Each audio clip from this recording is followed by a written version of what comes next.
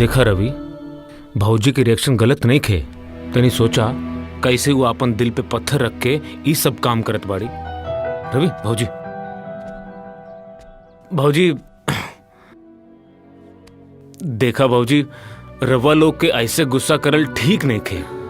रवि जे भी करता हूँ रवा के कहे पर करता, रवा के खुश देखे खातिर करता। यही से संभाली अपने आप के और अपन दिल पे पत्थर रख के रवा के रवि के सपोर्ट कर ही के पड़ी।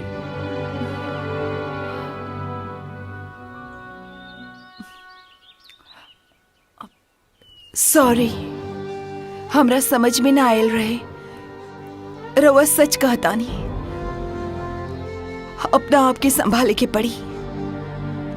प्लीज हमके माफ कर दी ही।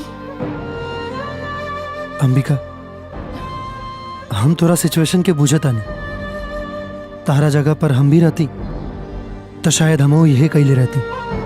हमरा मालूम रहे कि सिचुएशन आवे वाला बा और ये सब खाली तोहरा जिद पे हो रहा बा और शायद तोहरे खुशी खातिर।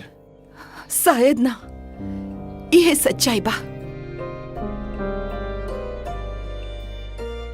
रउआ खाली हमार खुशी के खातिर इतना बड़ कदम उठैले बानी।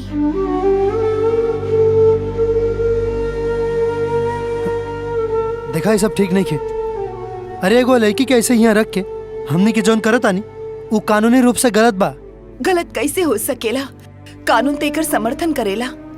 ना जाने कितना लोग सरोगेट मदर हायर करके बच्चा पैदा करवा चुकल बाड़े। बाकी एकर प्रोसेस अलग हो गेला अंबिका। भले ही लड़की के काम खातिर हमने के ओकर रजामंदी ले ले बानी, लेकिन ये सब ठीक नहीं खे। देखा, तू लोग समझे के कोशिश करा, कहीं ऐसा ना हो कि कामो ना हो और हमनी के बदनामो हो जाए। रउआ सही कहतानी, आगे से कोनो प्रॉब्लम ना हुई।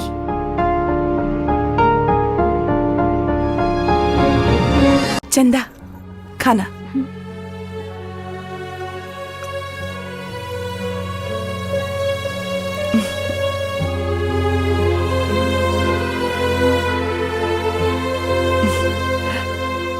और कुछ चाहत हुई तो हमरा के बता दी है। खा।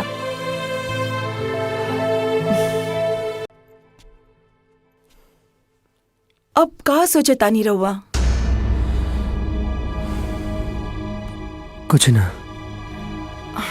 ज्यादा मत सोची।